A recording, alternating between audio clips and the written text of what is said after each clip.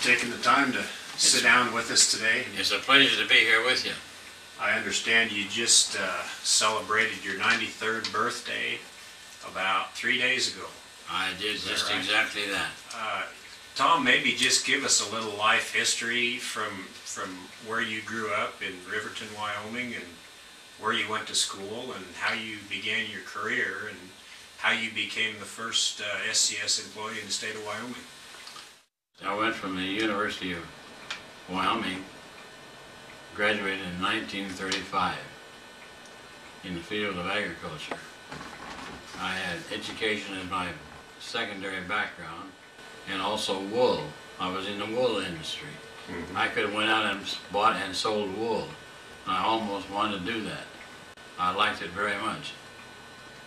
Then I went from there to the Department of Agriculture and developed this land ownership and problem area map for the state of Wyoming.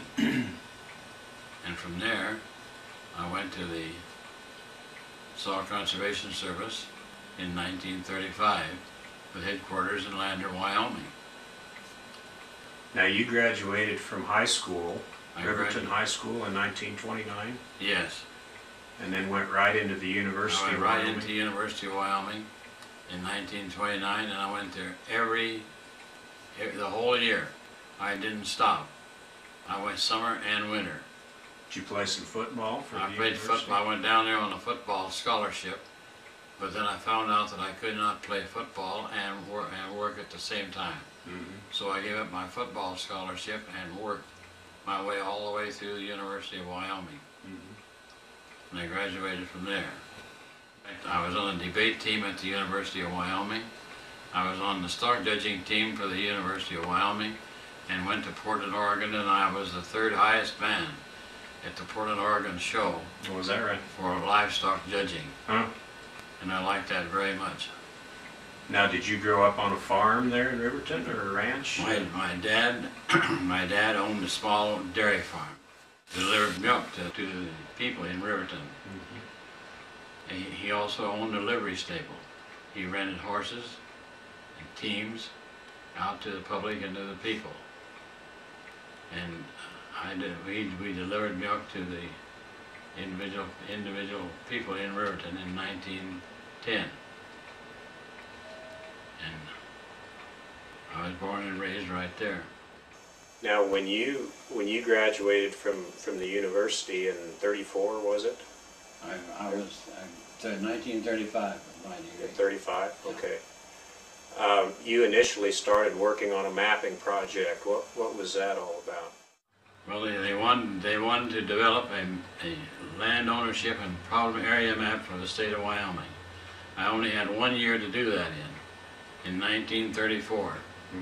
So I took that job on in 1934 and developed a land ownership map for all of Wyoming, and also listed all the problem areas that they had showed up as a result of the discussions with people in the field. What was the agency at that time that you went to work for? It was the Bureau of Agricultural Economics. Okay. And I enjoyed that work very much. And that report should be on file at the University of Wyoming in the library there. And that was a land ownership and use map of the entire state? Yes, a land ownership map of the entire state, which showed where all the people were. At that time, Wyoming was purely federally owned, all federally owned. And so the people who homesteaded land, they homesteaded land on the irrigated part of the state. And that's where all the people in the state of Wyoming, or most of them, are located on streams and water for irrigation purposes in Wyoming. Sure. The first bunch of people who came to Wyoming was from Texas, and they settled in the Big Piney area. And that's where Big Piney is one of the oldest places, ranch places in the state of Wyoming. What, at that time, that was during the Dust Bowl years, and you hear a lot about the erosion problems on the plains and so forth. What were the big resource problems in the state of Wyoming at that time? Well, the resource problems were the same thing that they had in the eastern part of the United States. The settlers came in and they plowed the land and seeded it to grain and turned the topsoil over and caused the dust storms. That's what caused the dust storms. And Wyoming had dust storms in Wyoming, just like out of Wheatland, Torrington, and in the eastern part of the of Wyoming. And those dust storms brought all this other stuff on. At that time, the private lands conservation movement was just getting started in the country, at least government involvement in private lands conservation, and a lot of it was begun, I guess, with Hugh Hammond Bennett. And you were familiar with Mr. Bennett. How did you come to meet him and work with Mr. Bennett? I met Hugh Hammond Bennett because he came to Wyoming through the University of Wyoming, and he came to the Lander project where I was project manager.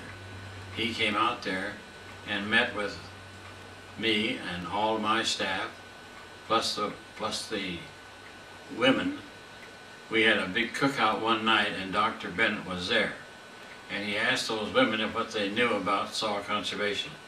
He asked specifically my wife and others, and he was thrilled with the answers that he got because they all knew about soil conservation and what we were trying and attempting to do in Wyoming. And he was really interested in that. And what year was that? In 1938. Okay. That was in 1938, and he became interested in me meeting with other ranchers in that area, particularly a rancher by the name of Jack Granger and his wife. And he went out there to their ranch and had a big dinner with them and had a drink, and he really got acquainted with each other. He came back and told me that he wanted to go over some of the land that we were working on and see what we were doing. He got down on his hands and knees and looked at the water that was coming down this hill to see if there was any erosion that was taking place on those soils. He was kind of a hands-on guy. He was a hands-on guy, just a natural fellow, just like you think that he would be. But he was. And he became a good personal friend of mine. And I liked him very much. Now, was that the first time that he had come to Wyoming? That's the first time he'd ever been to Wyoming. He was invited there by the University of Wyoming, and that's where they sent him to me so that we could go over the problems of the state of Wyoming and see what we were doing. Yeah. Now, what was your job at that time in Lander? At Lander, I was a project manager for the Soil Conservation Service on a Lander project where we were developing lands and developing ways of treating the land. We used to hold tours and educational meetings with other ranchers and farmers in the state of Wyoming. They would come to Lander and we would go out on the ground and observe what we were doing and show them how we could control water on the rangelands. And that's where the idea of water spreading became effective. We had a 35,000 acre project out of Lander, Wyoming, known as the Bighorn Draw. The Indians told us that the water used to come down there 5 and 6 feet deep. We controlled every drop of water that ever hit in that land area by erosion control measures that was developed for the land. And we used hand labor, Indian hand labor, for most of that work, all done. And it was a great project. It still stands today. I understand that was the first, was that the first demonstration project in the state of Wyoming? It was the first demonstration project in the state of Wyoming. Now, did that project begin before the agency was established, or how did that work? No, it came after the agency was established. The Soil Erosion Service was established in 1933, I believe. And then it became the Soil Conservation Service. Tom, talk about your first job, where you were at graduation time when you graduated from the University of Wyoming, and what the job prospects were like, and how you ended up on the mapping project. I was working at the Bootery shoe store in Laramie, Wyoming. And the dean of the college and the head of the county agents department came down to the Bootery where I was working and told me they had this project of developing a land ownership and problem area map for the state of Wyoming.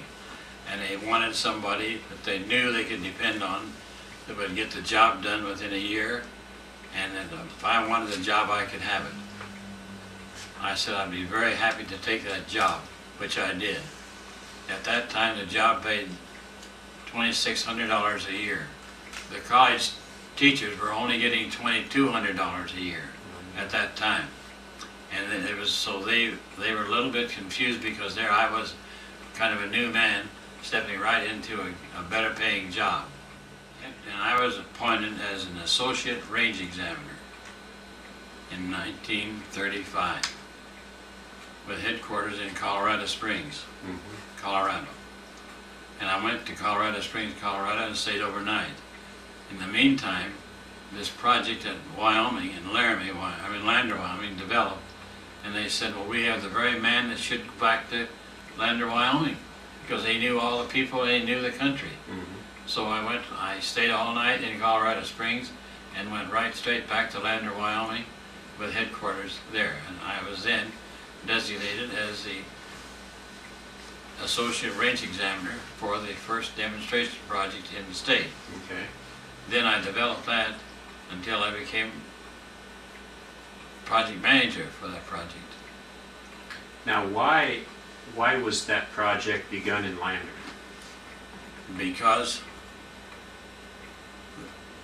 the reason why it was started in Lander was because the Indian Service had some money set up for their conservation program for the Shoshone Indian Reservation. And that land, that money was controlled by the Soil Conservation Service because it was conservation work that was being done on the Indian Reservation. And so Lander was designated as the nearest city to Fort Wasky, Wyoming, where the Indian Service was located. And at that time, we acquired machinery, bulldozers, other things we had to have to develop land. And we developed projects with our own equipment and our own men out of Lander, Wyoming. So you hired the labor, basically, in addition to designing the projects and managing the projects. You hired the labor, and actually in those days we used SCS employees WPA labor. WPA? Yeah, we had WPA labor, and they had a real problem of Indians in Canada, so they brought down 200 Indians from Canada for me to work on the Lander project. And we worked those Indians who had, because that's the way they made their money. And we had been through that whole program then. Now, what kind of work did they do? What was their regular daily work? The kind of work they done was that we cut out fence posts and determined places where we could put a wire fence up and for control of livestock in and around Fort Wasky and around Riverton and Lander, Wyoming. And we had those Indians would go up and cut posts and trim them all up and plant them. And probably did a lot of dirt work on the erosion control projects. On the erosion control project, every little trail that was made by the livestock coming down that Bighorn Draw, we went in there and made little little dams on each little trail to spread the water out on the ground. We built 3 erosion control dams in Bighorn Draw, so that any water that would come down there would go from one dam to another, and the spillway was all used for water spreading. And that's why other ranches in Wyoming got the idea of water spreading. And we used to have tours from all over the state. County agents cooperated with us 100%, and they brought people from all over Wyoming up to Lander for these demonstration projects and seen the work that was being done, so they could take it home and do some of the same things at their land, state of Wyoming. And that contributed to that. And we planned windbreaks out on individual farms. We had our own forestry department, and the windbreaks were set up so that we had a 5-row windbreak made up of smaller trees, larger trees, and then evergreen trees. We used the labor, Indian labor, for putting fences around those trees for protection. And today, all of the beautiful windbreaks in the Riverton area, the reclamation project in the Riverton area, can all be contributed to the Soil Conservation Service and the men doing the work at that time. I'm curious, during those years in the 1930s, the whole country was in a drought, and probably most of Wyoming as well. What did you have to do to get trees established and for weed control and to get them to grow during the 30s? Well, we had the water, so then we had the water, and we would get the trees from nurseries, and we also took and got cuttings from willows to use in the windbreaks. We used to call them the cuttings, and we had a project in Lander, Wyoming, where we took those cuttings and developed some of our own trees. And they were all fenced and protected. And those beautiful windbreaks can all be contributed to the Lander project. Were there any obstacles? What kind of problems did you bump into in those days with trying to put conservation on the land? We didn't have a bit of trouble. We talked to individual ranchers and farmers and told them what we wanted to do to establish projects on their place and asked for their cooperation. And they all, the places that we worked on then, all took great effort in doing the things that we and they thought should be done to improve the land. So we went on individual ranches or farmers and farms in Wyoming, and the first thing we did was make a soil survey of that individual farm and ranch. That soil survey would show the soil, the slope of the land as present use, and all the water ditches that was involved in that operation of that ranch, because the ranch operation was dependent entirely upon irrigation water. So we filed and got the location of all the water rights and helped the farmers and ranchers then establish the use of that water on the land. And those are our original projects. What kind of financial resources did you have available in those days to offer to people, or was it primarily just being able to come in and do the work? We didn't have any at all. We had no. It was entirely up to the ranchers and the farmers who was going to do the work. We had no incentive payments, and that's where the AAA came into effect at that time. And then they came in and paid farmers and ranchers for doing conservation work.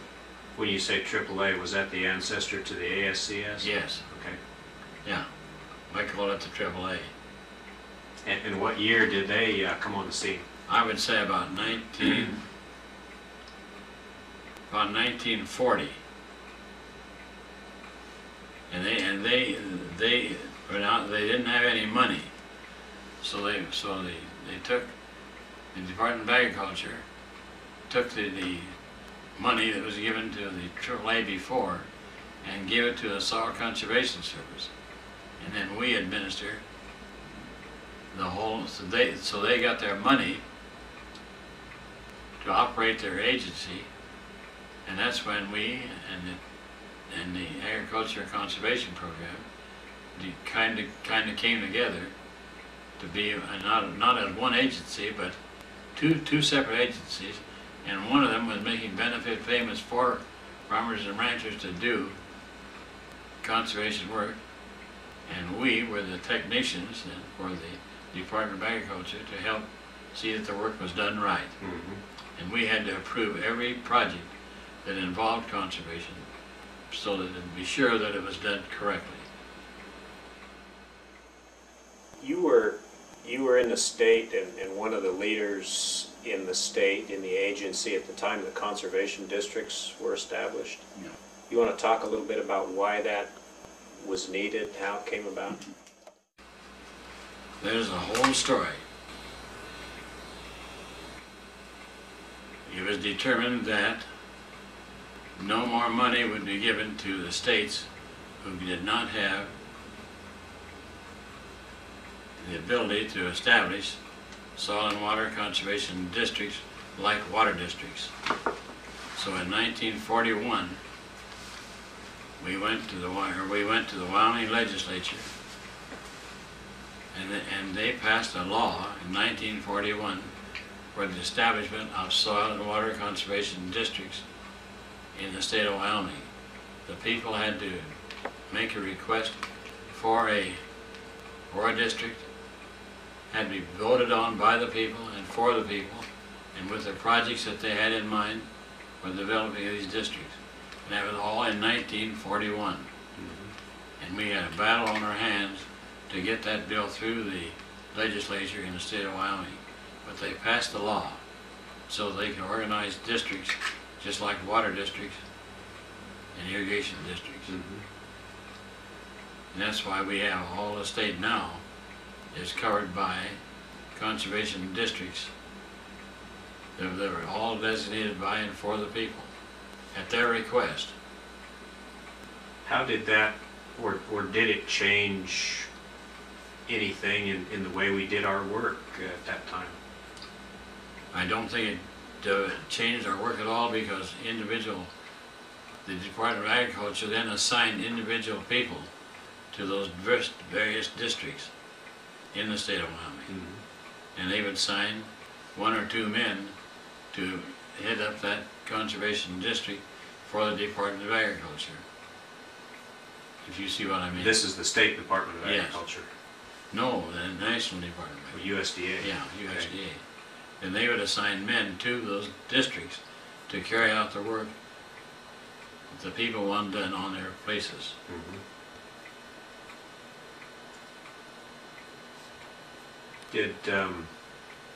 Did it take a while to develop the relationships with an individual conservation district? I mean, it probably took some time to get district supervisors on the board that understood the work and so on.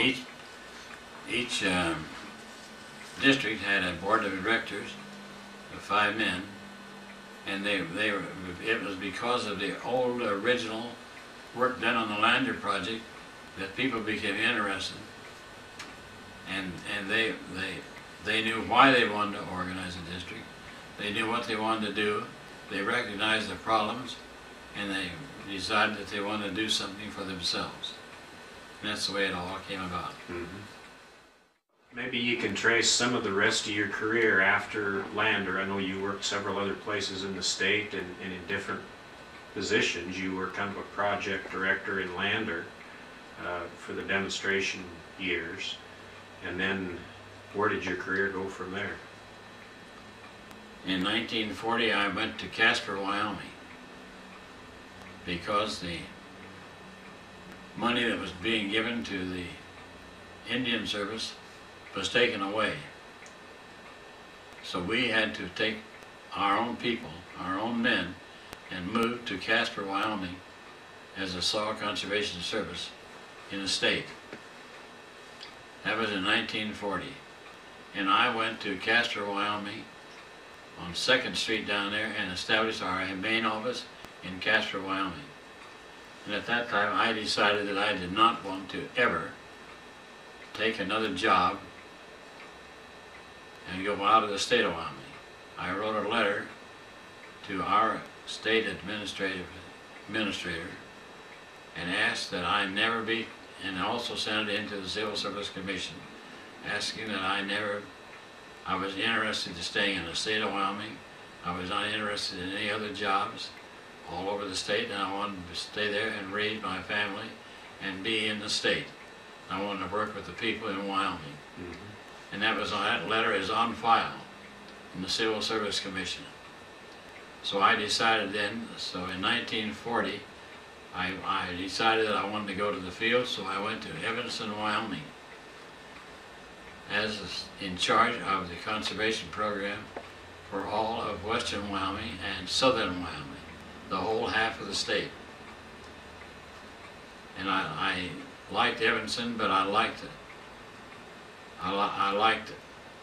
it better in Jackson, Wyoming.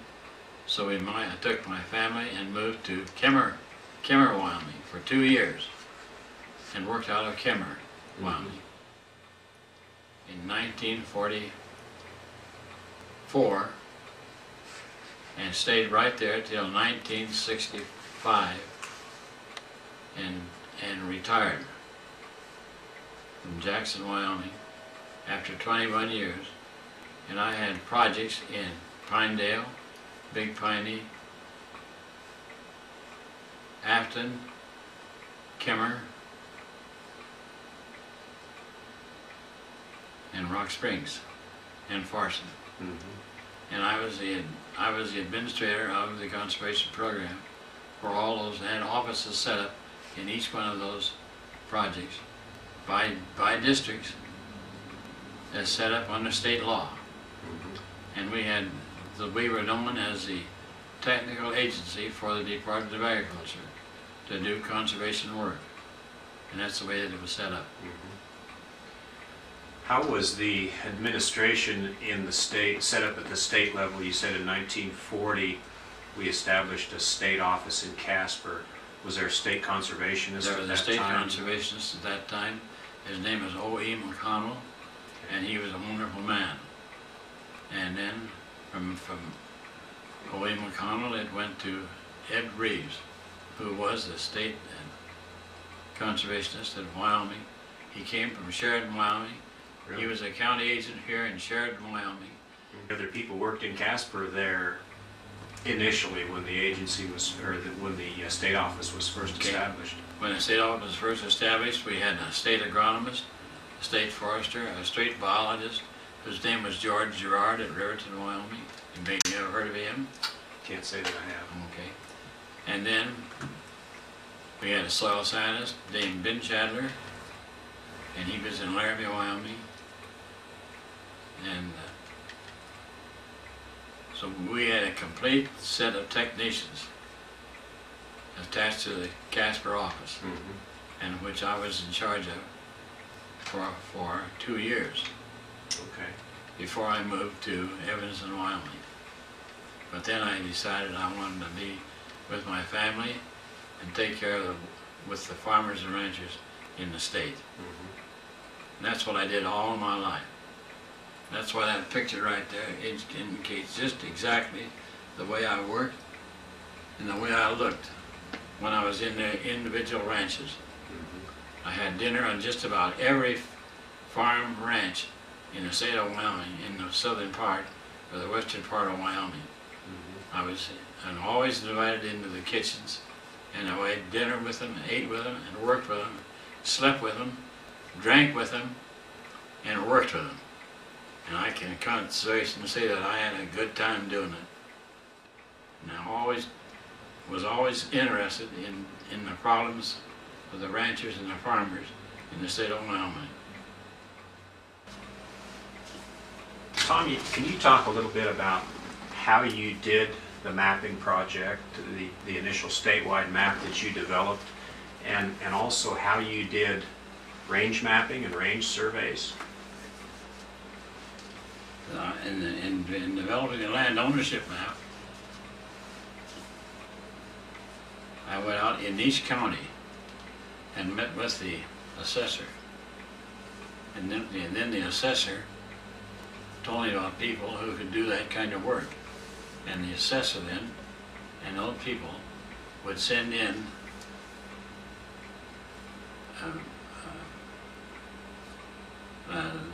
send in the location of the land in each county, send it into Laramie, Wyoming, and I had engineers working from the engineering department at the University of Wyoming in developing that information that would come in from the field to the maps, individual maps in the state.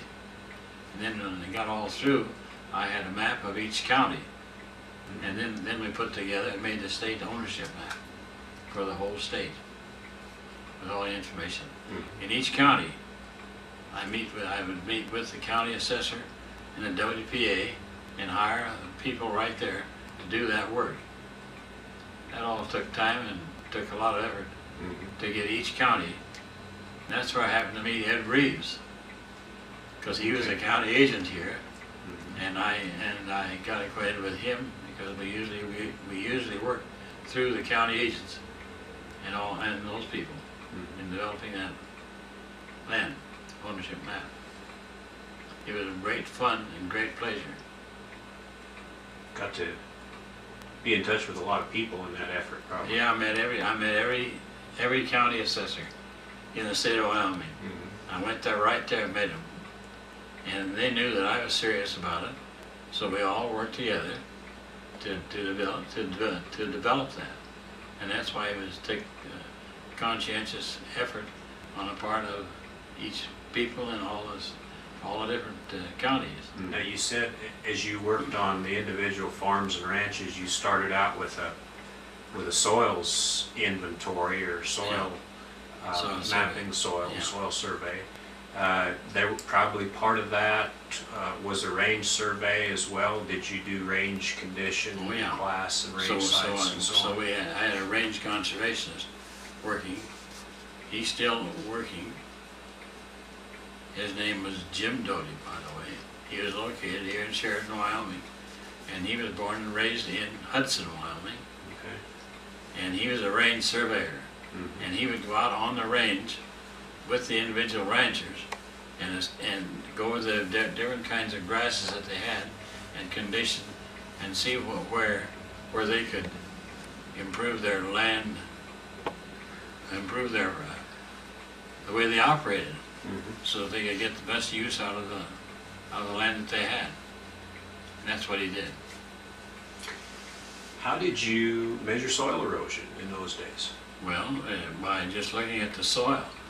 I had looking at the soil, digging in the ground with a spade. I've got one right out here right now that we use for that. We dig a hole in the ground and see how much topsoil there was there, how much there was there originally, and how much there was there now, and how far did we have to go to get out of the brown topsoil down to the subsoil and the drainage. And then we would map it accordingly. So we could tell each, and then those areas were all designated and put on the map for the farmer. And he could then control his problem and the things he wanted to do in accordance with the capabilities of the soil. Right. And that's what came about. This thing came about treating each and every acre of land in accordance with the capabilities of the soil and in accordance with its needs. Talk a little bit more about what it was like working with Mr. Bennett. What kind of person was he, and what made him tick? And he was just a down-to-earth person, just like we're talking right here, right now. In fact, he could be sitting right here with you, and I could be sitting right here, and he and I would just be carrying on a conversation, just like you and I are doing right now. And that's the kind of a guy he was. But he was really interested in the erosion problem, because he noticed it first down there in the water runoff and that sort of thing down in the south. And he was just interested, and that's why I became interested too. because he was just down to earth and he was interested in the problems of the land. He must have been a motivator. He motivated Congress, and he could motivate individuals pretty good too, probably. He motivated Congress to appropriate that 1929 $100,000 appropriation for the designation of demonstration farms throughout eastern Wyoming, eastern United States. When did he get started in his career in soil conservation? It was probably years earlier, I guess. No, I would say 1929. No? I'd say he got started in 1929 when he first went to Congress to tell them about the problem that they have with the soil and with the erosion problem on all those branches in eastern Wyoming and North Carolina, South Carolina. They had wonderful soil down there, you know. Have you ever been down there? Can't say that I have. Well, I'll tell you, it's a beautiful country. And they have rolling hills and deep soil and brown soil, but they're all running the water down the hill and taking the soil right with it, see? And he recognized that as a real problem. And that's when he took it to Congress and pointed out those problems down there on that land. Tom, talk about where you see the future of private lands conservation. How do you, what advice do you give to a young person who's just beginning a career in private lands conservation? How do you go about it? How do you get something done? I believe the first thing I'd do would be to tell them that they should have a soil survey of their land so they know what they got their deal with.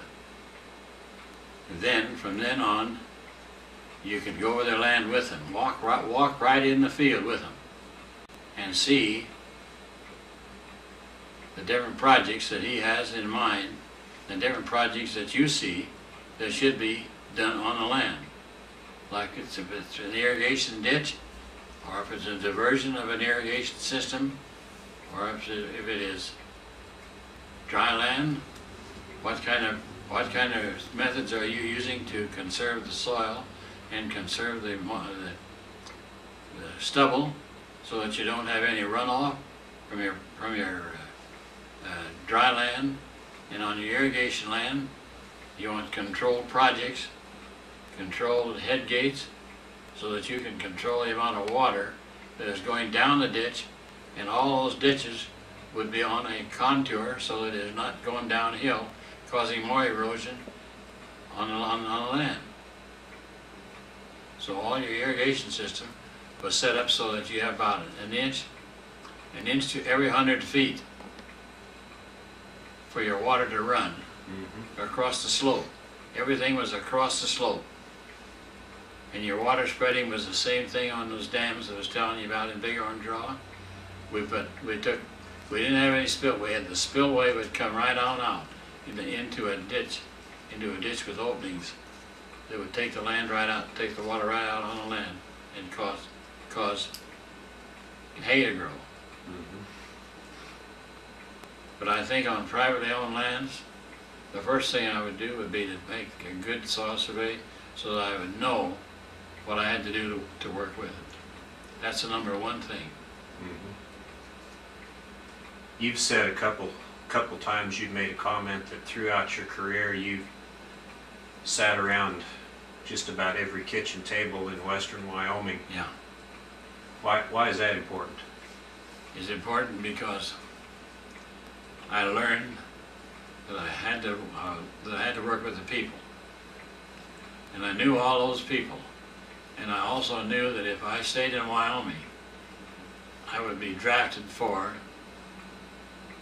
the governor of Wyoming. People talked to me about that. So I decided in 1965 that the best thing I could do was to get completely out of Wyoming and let nature take its course. And that's why I left Wyoming and moved to Spokane, Washington, and left there with all the problems that I had. But my conscience was clear. I done my best while I was there, and I always told the truth about the projects that I was working on and with the land.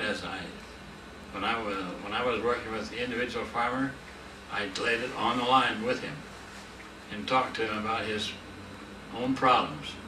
And they understood that. And that was easy for me then to be able to discuss other things with him. You see what I'm talking about. It's easier to do around his kitchen table than in our office, maybe. Yes. We used to go in there, and I felt good about it. Going in there to the kitchen table with his wife and his kids, and they and I would just sit down and we'd talk about maybe the problems that he had on his land, and where he was not doing right, where he could improve the situation, and we discussed it together as a family and as a unit, and it all worked out much better. And he brought the whole family into the picture, and that all helped. And that's what I did, and I enjoyed doing it. And if we went down, like a rancher in Jackson had to go down and buy hay, he asked me to go with him to buy the hay, because he knew that I would help him buy good hay for the feeding of his cattle in Jackson. I also had a chance to teach Vietnam veterans in Jackson, Wyoming, on the problems of the land, and also how to improve their hay and their grass. So I had each individual rancher who was from Vietnam. I was teaching through the high school there in Jackson, Wyoming, and I would have those. I had about 12 different Vietnam veterans who were all farmers and ranchers in and around there. I had them bring in samples of their hay that was being produced on their land. We sent into the University of Wyoming and had it analyzed to see how much protein there was in each one of those different kinds of hay. That's why he even mentioned about range survey. The type of grass he's talking about is so fine that they would take so much of it to raise to produce a good mouthful of grass. And so this way, these guys would take their own land and see that the hay that they were producing was of low quality and could be improved. And that's why so then that made an opening for me to tell them how they could improve put in more alfalfa or more brome grass or whatever they needed to improve the quality of their hay, so because they had to depend upon that hay for their winter use of their cattle.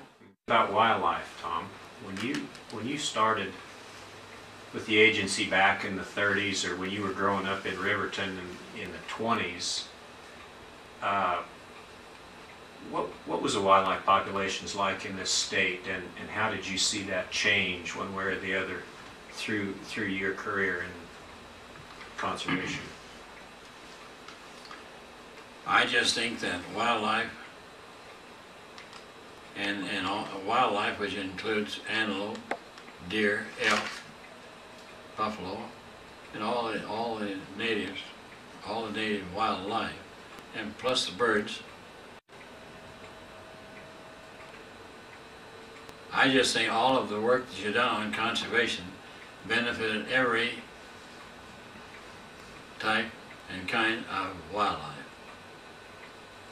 Because anything you've done out there to improve the land and develop more land in accordance with its capabilities would benefit, in the end, the wildlife. Tom, tell us about the Goshen Hole project. That was one of the earlier ones, I guess. That was one of the earlier ones because it was developed. It was an area out of Torrington, Wyoming, where the land was developed, and it was able to by the homesteaders, and they went in there and developed the land, and the land was so poor that they could not produce a crop.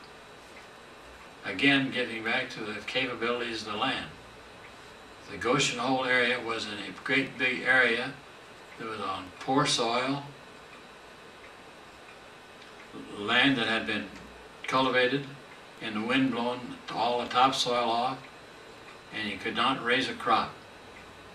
And that was called the Goshen Hole area. So we went in there with the idea of controlling first the soil erosion, and second, controlling the wind, the dirt that was being blown away from the land due to cultivation. And the Goshen Hole area was just a great big project that was developed. There was a problem because of the land being mistreated by homesteaders. That 800 acres of wheat land, and put it all into wheat, and then forget about controlling the erosion, and so consequently we had a dust storm. It just went right from the dust. So it all developed because the homesteaders came in and developed that land and developed it for wheat. Tom, we understand you rubbed elbows with some famous people in your career. Is this one of them right here? The most famous I met, as far as I'm concerned, was H.H. Bennett. Hubert H. Bennett. The second one was with the President of the United States. He came to Jackson, Wyoming, in airline number 1, whatever the name of that his name is. Air plane. Force One. Air Force One. He got off of the plane. It was all roped off. He got off the plane. He came right over to me and shook hands with me and said, "I want to get acquainted with you, and I want to know what you're doing, and all about you." And so he and I had about a 15-minute conversation on the work that I was doing and the fact that he was on his trip there to Jackson to meet people. And he stayed right there and talked to me, and people wondered how come I knew him so well that he came off of the plane and came right over there to me to shake hands. Because he could have went to a dozen other people or 50 other people, but he came right over and talked to me. And 32 months after that, he was done. He was dead. Did President Kennedy understand what you do for a living, or yes, he did at that time? He understood what I was doing for a living, and that's why I was interested in him. That's why I really became interested in him as an individual, because he knew about the work that I was doing, and I guess that's what attracted him to me when he came right over there to talk to me. Do you remember anything that he said during that conversation? He wanted to know what I was doing, how I liked my work, and we just talked about, just like we're talking right now. Just the same as if we're talking. He was the best looking man I've ever seen. And we had a senator from Wyoming, McGee was his name, wasn't it? They were kind of a pair, and they looked alike, and they thought alike. And I was in Idaho Falls when I got notice that he was killed. 2 months later. I understand there's a story about how you got acquainted with your wife. I got acquainted with her right through the cafe there in Laramie, Wyoming.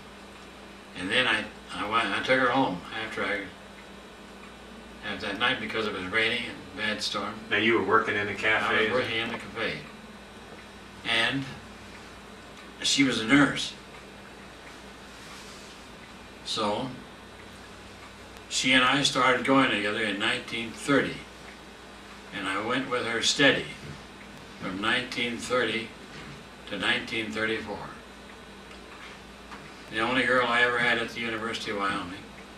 Never had another girl. I didn't go with anybody else. She went to all the dances.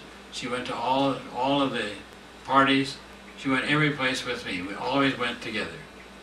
And when I was working one place, I would wash the dishes. And I had to call up and say, if you want to go to that basketball game, you better get down here and help me get these dishes out of here so we can get out of here and go to the basketball game. So we went to the basketball games. We done everything together. Then in 1934, I came home to see my folks in Riverton, Wyoming in June of 1934. And of course I spent all my money. I had good jobs in Laramie because I worked a lot of places.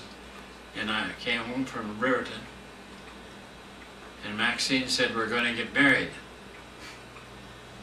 I said, okay, let's get married. So we took the money that we had, went down to the dime store and paid $5 for a cheap diamond ring.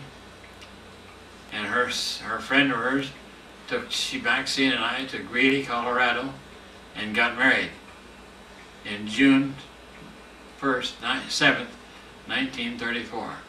And we came back to Laramie, Wyoming, and stayed there. And she went with me every place. We traveled together all the time. I never went without her. And I always, when I had my own family, I always managed to be home for the weekends to be with my family and my kids. And I enjoyed that very much. She was my partner. And she died on June 1st, 1996, 7 years ago. I never miss a night, not talking to her right now. I talk to her every night before I go to